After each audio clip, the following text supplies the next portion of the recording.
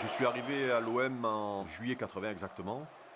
J'avais 16 ans et j'ai effectué mes débuts professionnels sous le maillot blanc à Avignon lors d'un match de deuxième division Avignon-OM. C'était en mai 81.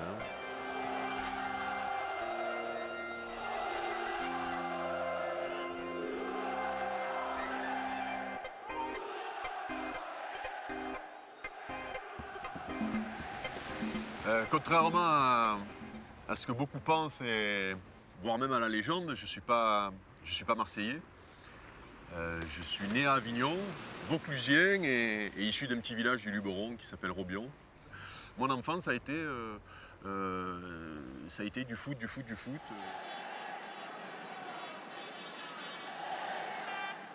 Moi, dans ma tête, déjà tout petit, je savais ce que je voulais faire, quoi. Moi, pour moi, il n'y avait que le foot qui comptait. J'y ai toujours cru, c'est fou quand j'y repense aujourd'hui. Alors, ça paraît improbable, mais c'est comme ça.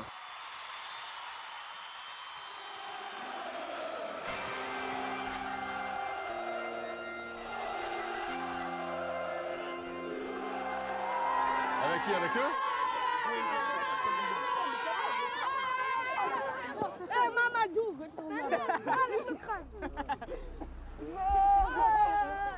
Le club a commencé à vaciller, donc là on est en 80-81, je viens d'avoir 17 ans. Et là, avant même d'avoir commencé à espérer être professionnel, puisque ça faisait quoi? Ça faisait 8 mois que j'étais à l'OM.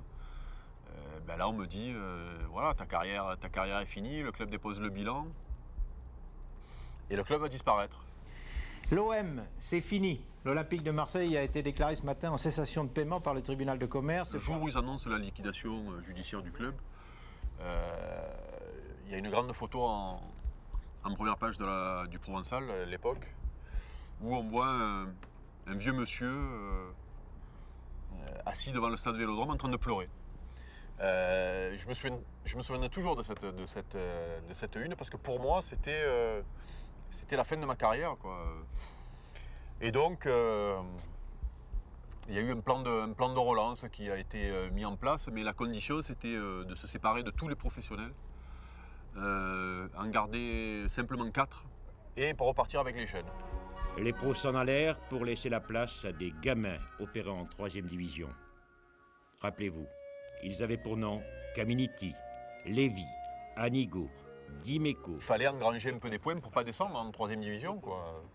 Là, ce qui ça aurait été, même si le club avait été sauvé financièrement à ce moment-là, sportivement, je pense que le club ne se serait jamais relevé d'une telle mésaventure.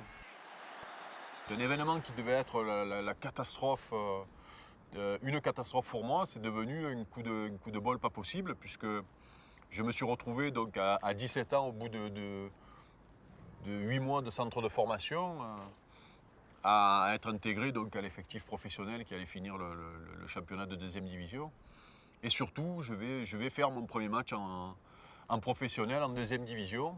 Ces 6 matchs se soldent sur aucune défaite. Je ne sais plus exactement le bilan, mais grâce à ces 6 matchs et grâce aux minots de l'époque, le club est sauvé sportivement. Et voilà comment la vraie aventure du professionnalisme a commencé pour moi. L'Olympique de Marseille surprendra toujours. Pratiquement condamné à mort au mois d'avril dernier, voici l'OM, 6 mois après, au premier rang de son groupe en 2e division, jouant devant plus de 20 000 spectateurs, tout d'abord surpris, puis enthousiastes. Voilà, donc ça c'était il y a 30 ans. Dimeco, sur une nouvelle faute et un coup franc semblable au premier, récupérait le ballon mal repoussé pour puissamment inscrire le 3e but à la 79e minute. Chaque année, là, à partir de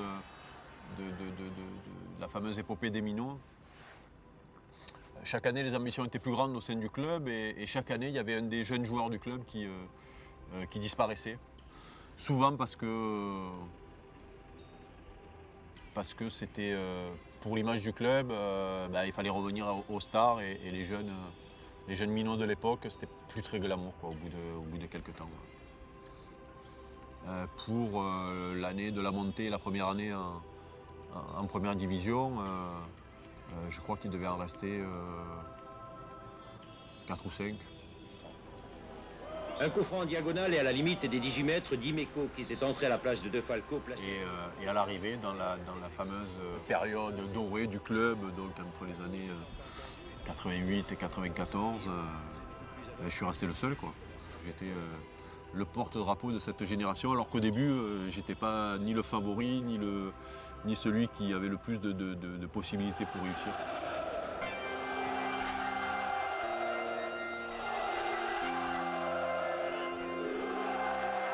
Un long centre au deuxième poteau cette fois et Cunningham de la tête qui remet pour Dimeco qui marque 2-1 pour Marseille après 41 minutes de jeu.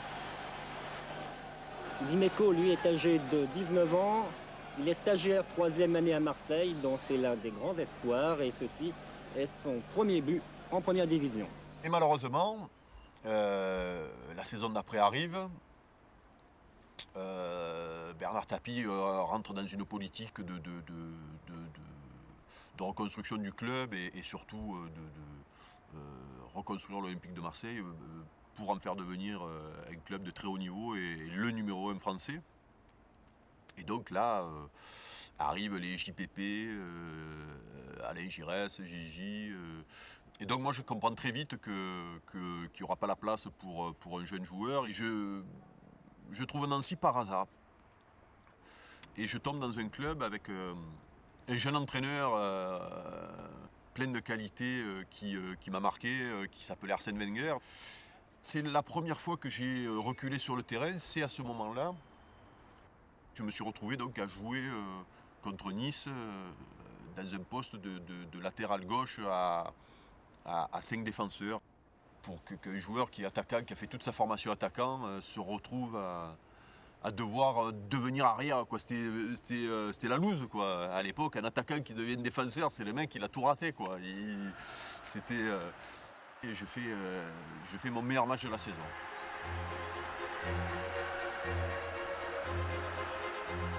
À la fin de cette saison-là, Hervé Gauthier s'appelait l'entraîneur d'Angers à l'époque. Juste avant que je parte en vacances, il vient me voir pour me récupérer à Angers. Et lui me propose un poste d'attaquant à Angers. Et c'est la seule solution que j'ai à ce moment-là pour un petit peu relancer ma carrière. Et donc je lui dis OK. Donc je vois Jean-Pierre Bernet, je lui dis voilà, écoute, j'ai trouvé un club, arrange-toi avec eux pendant que je suis en vacances. Quand je reviens, je signe et je pars à Angers. Donc j'ai fait mes 15 jours de vacances en Grèce. Et quand je reviens de mes vacances, je vais voir Jean-Pierre dans son bureau. Et voilà, je lui dis c'est bon, tu t'es arrangé avec Angers. Je peux partir, je peux y aller. Et là, il me dit non, tu vas pas à Angers. Gérard Bagny veut te récupérer en stage. Il veut t'essayer pendant 15 jours arrière gauche. Puis j'étais tellement content de pouvoir repartir avec l'équipe professionnelle. J'étais prêt à faire n'importe quoi pour rejouer avec le maillot de l'OM. Que j'ai dit, allez, banco, tant pis, c'est bon. Ouais, tant pis, s'il faut jouer défenseur pour reporter ce maillot-là, allons-y. Et donc je me retrouve avec comme mission de pouvoir prouver que je suis capable de jouer arrière gauche en 15 jours. Et pendant les séances d'entraînement, j'étais devant, derrière, j'avais pas de rate là. Je taclais tout ce qui passait dans mon périmètre, je coupais en morceaux et je centrais. Et presque je centrais, je reprenais de la tête dans les 18 mètres tellement que j'avais envie de jouer, quoi.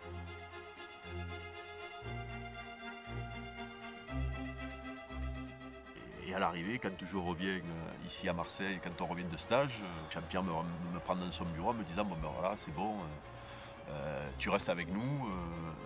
Et je reporte le maillot blanc de l'OM en étant arrière gauche, quoi, voilà. Je sais pas, 2 mois avant, j'étais là-bas devant, au loin, proche de la ligne de touche, ailier gauche. Et là, je me retrouve arrière gauche, un nouveau poste pour moi, à l'endroit qui va devenir mon jardin pendant quelques années.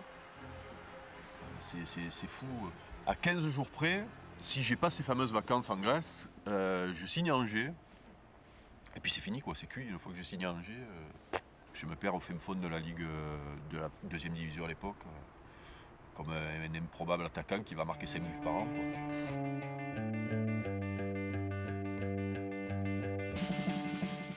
Et c'est là que la mauvaise réputation a dû commencer parce que dans mon couloir, là derrière, comme j'avais pas trop des réflexes de défenseur, je jouais défenseur encore comme je défendais quand j'étais attaquant. Donc c'était des grands tacles de 20 mètres, les 2 pieds en avant, voire les pieds décollés du sol, c'est-à-dire le genre de tacle normalement maintenant on te met en prison quand tu les fais. Ben là à l'époque c'est voilà et voilà, ça a été mon style quoi. Je défendais comme quand j'étais attaquant.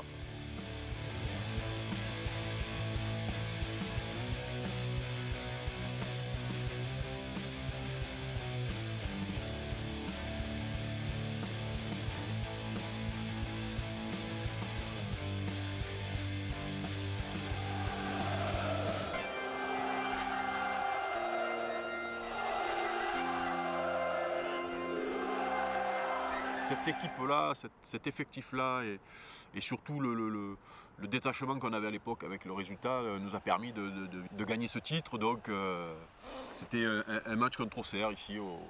On a eu la chance aussi, quand tu gagnes un titre, c'est bien de le gagner à la maison parce que les supporters sont là. Et nous, on a eu la chance cette première année-là de gagner le dernier point qui nous manquait pour être champion officiel ici contre Auxerre.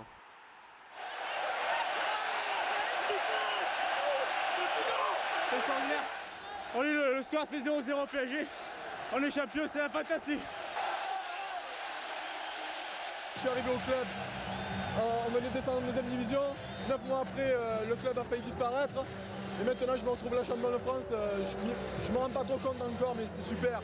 Et je voudrais profiter du moment pour saluer les anciens minots, grâce à qui on ne serait peut-être pas là ce soir. Et alors, je voudrais saluer José, le Grec, le Baron, tout le monde. Et je les représente un petit peu ce soir. C'est vrai que cette saison pour moi a été c'est fou quoi, à quelle vitesse c'est passé de l'anonymat de la deuxième division à l'équipe de France en passant par un doublé, donc ce titre de champion acquis ici contre Auxerre. Et surtout une finale de Coupe de France qui est encore dans la mémoire de beaucoup de supporters marseillais, mais aussi dans la mémoire de beaucoup de supporters de foot.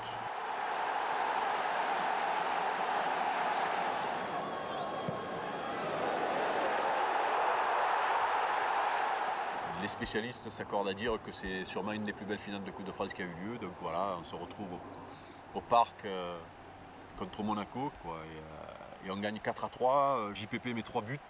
C'était une finale de rêve et surtout ça a été un match de rêve. Même si je me suis imposé assez rapidement quand je suis devenu arrière gauche, j'ai quand même cherché longtemps mes marques parce que c'était pas évident d'évoluer à ce poste-là et ces garçons-là m'ont fait progresser à une vitesse quoi. Quand tu as la chance de jouer arrière gauche dans une équipe où il y a Karl-Heinz Foster, Yvon Leroux, Carlos Moser, l'apprentissage va plus vite et puis c'est surtout que quand tu fais une connerie sur ton côté ou quand tu es trop parti devant là, eux ils sont là, ils colmatent les brèches et donc les conneries se voient plus quoi. Et je suis plus sorti de l'équipe jusqu'à la finale à Bari. On est champion encore une fois et il y a notamment un match. Je me pète les croisés lors de ce match. Et à l'époque, les docs et les kinés me cachent un petit peu que la blessure est grave quoi. Rupture des croisés. Parce qu'il y a la finale de la Coupe d'Europe derrière à Bari contre l'Étoile Rouge de Belgrade et que moi je veux pas rater ce match-là. Je fais beaucoup de rééducation et malgré tout Bernard Tapie il pense que je suis cuit quoi, que je pourrais jamais jouer cette finale-là. Et là je me souviens, je l'ai su qu'après, longtemps après, mais Carlos Moser était allé voir le boss en lui disant Eric, il a fait tous les matchs. Et là, il y a le gâteau qui arrive et voilà, il va pas en manger. S'il faut que je joue pour deux, pour qu'il joue, je jouerai pour deux, mais il faut qu'Eric y joue. C'est une anecdote que j'aime raconter parce que c'est tellement particulier dans ce métier-là et ça m'a touché quoi. Et à l'arrivée, je joue cette finale à Bari. Numéro 1, Pascal Olmeta. Numéro 2, Manuel Amoros. Numéro 3, Eric Dimeco. Et ce match-là, qu'on devait gagner 100 fois, on le perd au pénalty, quoi.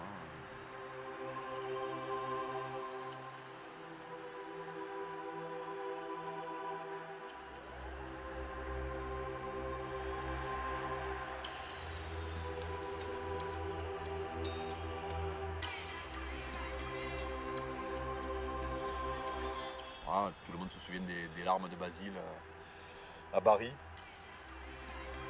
Je me suis dit, bon, ben, tu as raté l'occasion de ta vie, quoi, c'est fini. On peut perdre, mais là, c'est vrai que ça s'était passé d'une manière où on était passé à côté, quoi.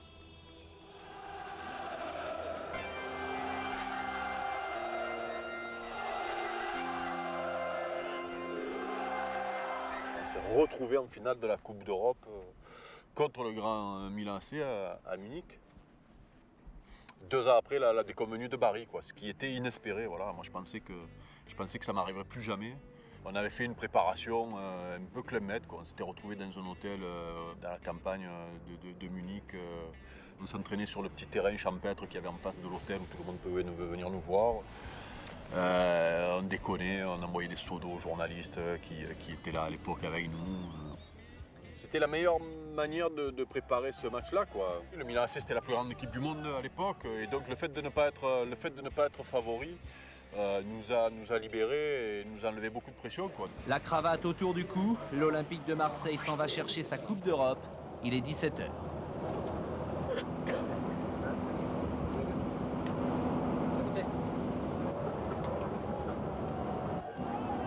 Arrivé au stade, 2 heures avant le coup d'envoi, direction les vestiaires.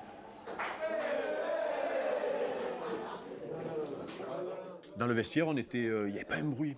Pas un bruit. C'est particulier un vestiaire avant un match. Bon, quand tu es trop sûr de toi, ça parle un peu dans tous les sens.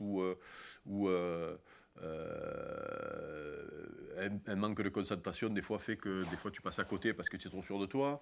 Quand tu doutes vraiment, des fois tu as des joueurs qui ont besoin d'être rassurés, alors tu as l'entraîneur ou le président ou certains joueurs qui essaient de rassurer un petit peu les mecs. Et là, il y avait une atmosphère particulière dans ce vestiaire-là. Et le match, on s'en souvient tous, hein, on est dominé en début de match. C'est une souffrance, quoi. Et il y a Fabien qui nous fait le match de sa vie. Bon, il en a fait d'autres de matchs de sa vie, Fabien, derrière, mais il fait 3 ou 4 arrêts miraculeux. En plus, on a Basile qui a un problème au genou, qui demande à sortir en première mi-temps. Enfin, ça s'engage pas très bien. Et puis il y a ce fameux corner avant la mi-temps, quoi. Beidi va le tirer.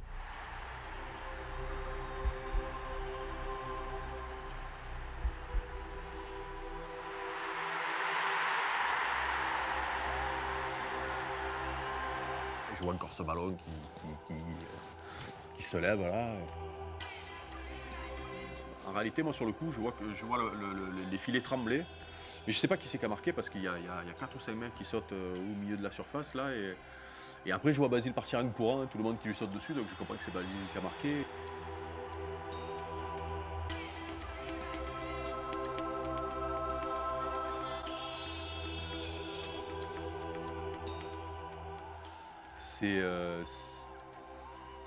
C'est irréel sur le coup et voire inespéré parce qu'on avait tellement souffert en début de match que c'est un peu un hold-up sur le coup.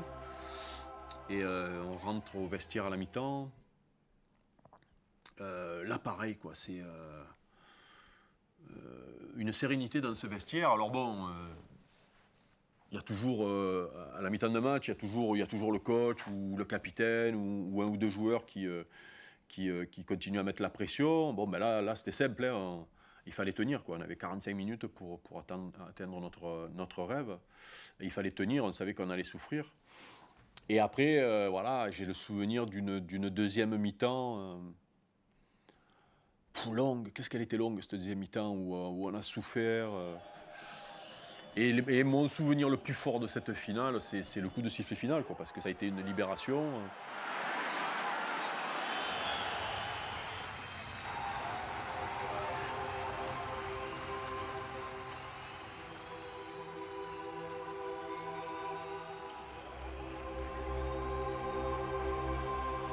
ce coup de sifflet final, je suis tombé à la renverse et là je crois que j'ai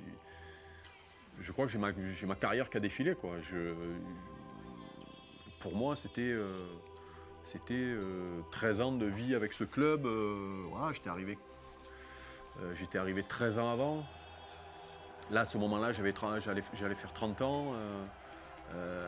Et j'arrivais à gagner le plus beau titre qu'on peut gagner avec un club, dans le club de mon cœur, quoi. Voilà, le club pour lequel j'ai vibré quand j'étais petit, le club pour lequel je suis venu à 16 ans à Marseille, dans la grande ville pour moi, pour apprendre mon métier. Et du coup, j'étais champion d'Europe. Et là, ça a été une des plus grandes émotions de ma carrière. Ouais. Ce coup de sifflet final. Le match en lui-même, ça a été une longue souffrance, notamment la deuxième mi-temps, mais là, le coup de sifflet final, ça a été je l'ai encore, je l'entends sonner dans mes oreilles. Ouais. Ça a été le grand moment du match.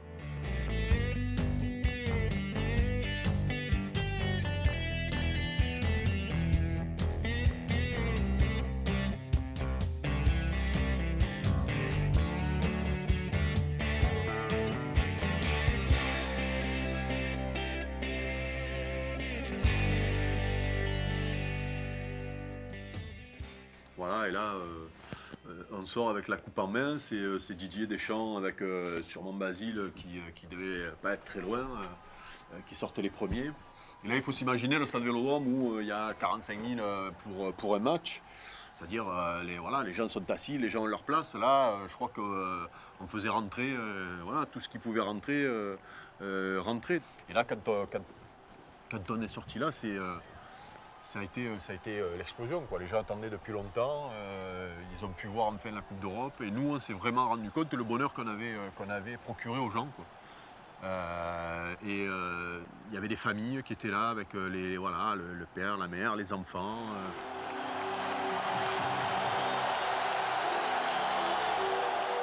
On prenait la coupe, on la soulevait, on faisait le tour comme ça et c'était le concours, c'était l'applaudimètre, quoi.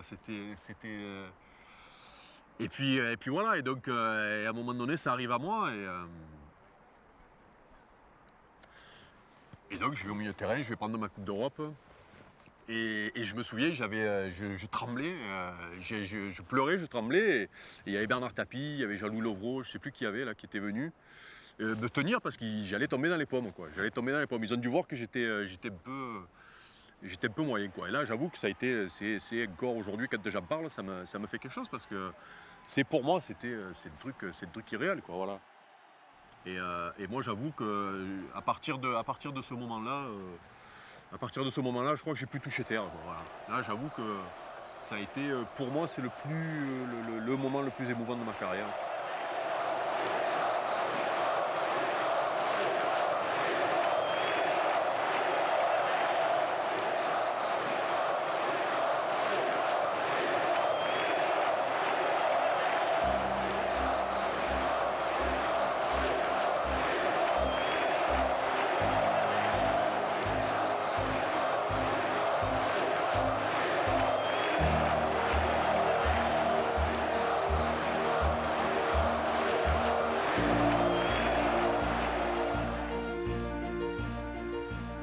Et à la fin de cette saison 93-94, le club est rétrogradé en deuxième division à cause de l'affaire OMVA.